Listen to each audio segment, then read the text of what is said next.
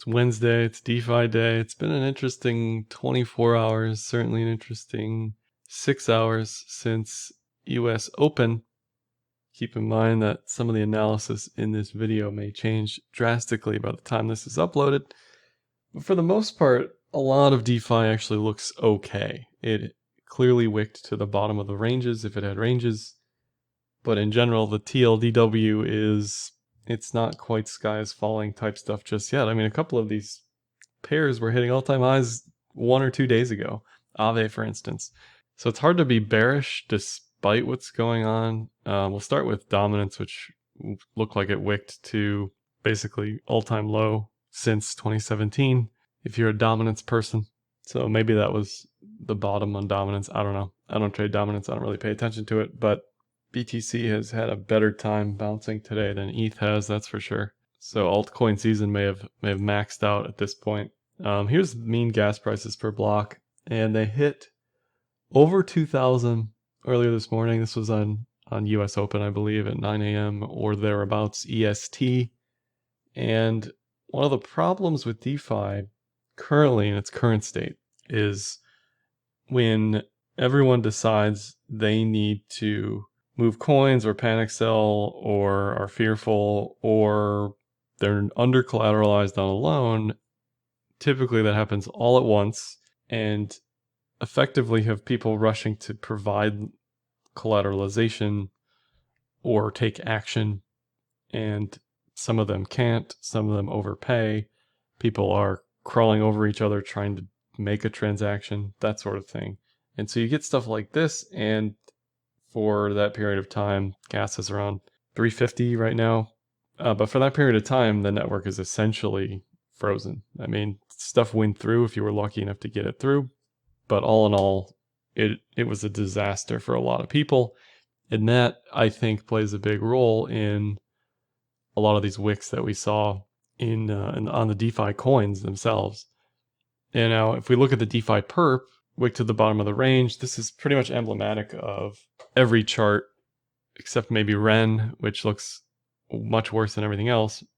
But the DeFi perp wick to the bottom of the range all the way back up to the top of the range. So it's tough to even consider what's going on here because the market is so unstable at the moment.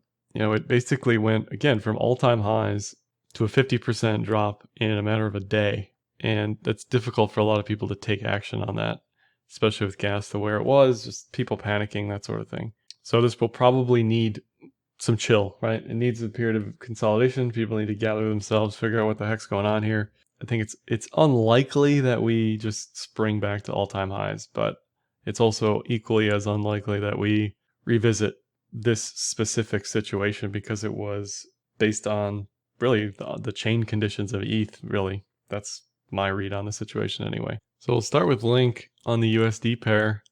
Wick to the bottom of the pitchfork, remains above the 200-day EMA, remains at or near the median line of the pitchfork. Trend remains intact for now. On Link, probably one of the more resilient pairs because it didn't explode to the upside. So did it have an over 50% drop from the top? Yes, but it's back to its mean reversion plus point essentially right now. Band didn't quite wick to the bottom of the range, but it did have a large drawdown, much more neutral than bullish at the top of the range when it was basically sitting at all-time highs. And really for me, if you're a believer in the range remaining bearish, if you're a believer in VPVR on any of these charts, this stuff still looks okay. It's not like this is ready for another 50% drop imminently.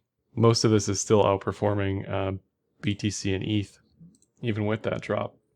Maker had a vicious drop as well, above 50% drawdown.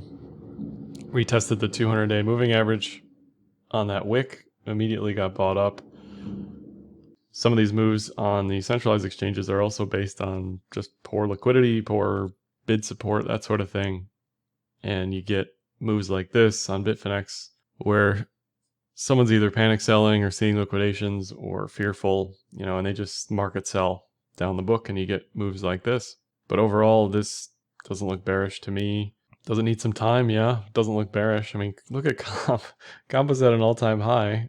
a couple days ago, right? And now it dumps all the way down to the bottom of the range, very briefly back above that mid support area. And really it's above the horizontal from this inverted head and shoulders at the 12-hour 200-day moving average. So I don't want to sound overly bullish here, but this still looks fine to me. It's testing this horizontal, and a lot of these charts just look flash crashy. And again, it'll take some time to recover, but it's hard to get bearish on stuff like that. I mean, AAVE, like I said, yesterday was at all-time high, drops 50% plus, and now it's back in this curvature that could form into some cup and handle and or just keep going, right? Like, it's so volatile on these 12-hour daily timeframes over the past few days. It's just hard to get bearish even seeing what happened here based on these moves. Uni probably looks one of the worst because it did drop out of the range pretty severely. And this could have this SUSHI characteristic, right? Where it held this range, dropped out, took some extended consolidation time to recover, and then retested the high again. But this definitely looks less bullish than it had been. And this 12-hour cross is ready to happen soon here. All of these charts needed a support test, certainly, to see where support even was. And Uni was down over 50% from the top, down to 16 from 50, something like that.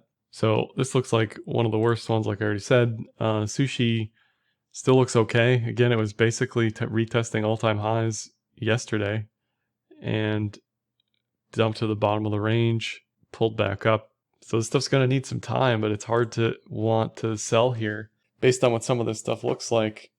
Curve, same thing, was very near breaking up, retraced dramatically, broke its range. This is on the more bearish side of things as far as these wicks and candles look. But again, if you believe in the range holding, then it looks okay. Balancer definitely also on the more bearish side of things.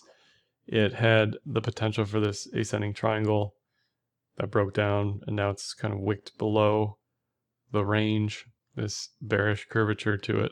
But a few days ago, it was also near all-time highs as well. BNT, another one that looks a little bit more on the bearish side of things, although it did retest its 200-day moving average. A lot of this stuff's just going to need some time to figure out what's going on here. If you were waiting to get in, or if you were looking for something to buy, not investment advice. If you think DeFi is going somewhere, it's hard not to want to buy something that's on sale. So, ZRX, one of the uglier wicks, definitely.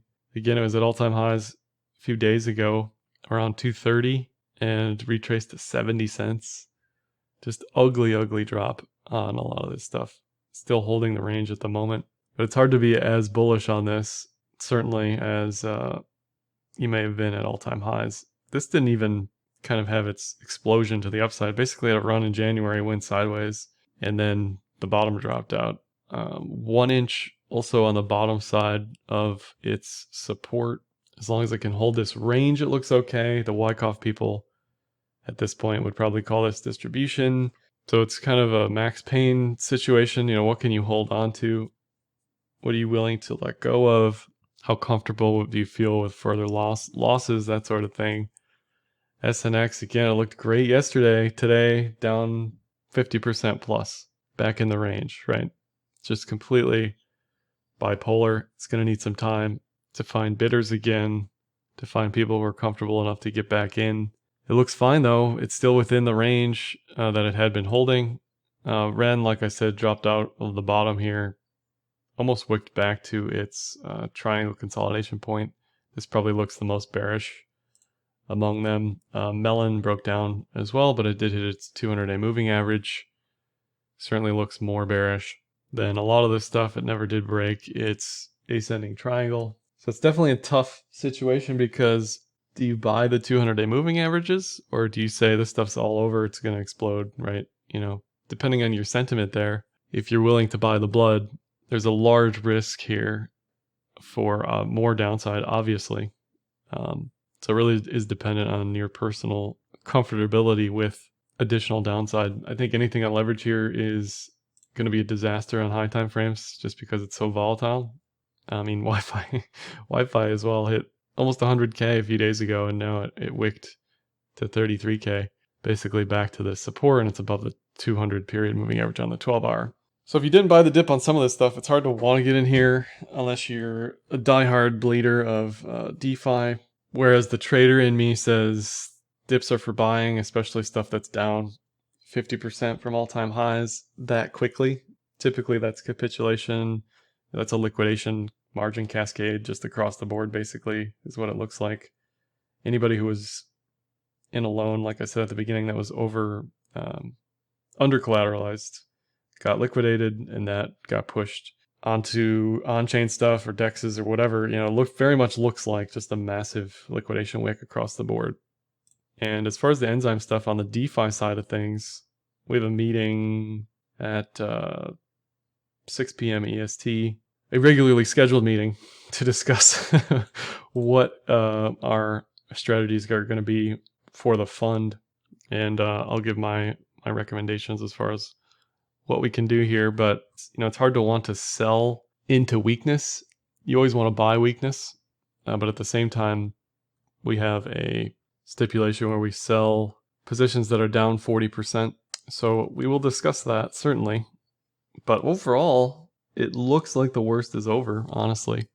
And as far as the BTC and ETH side of things on the portfolio, like I said, ETH was way behind BTC as far as what was going on. And I bought some of the dip on this at 39, I believe, last night. Trades, it's not going to say, it's not going to give me the price here, but I believe this was around 39K. And again, with the dexes, with this gas stuff, I wouldn't even have tried to use a dex at this point, because you have no idea how high gas could go, and you're just going to lose your transaction fees. So anyway, that's all I have for this one.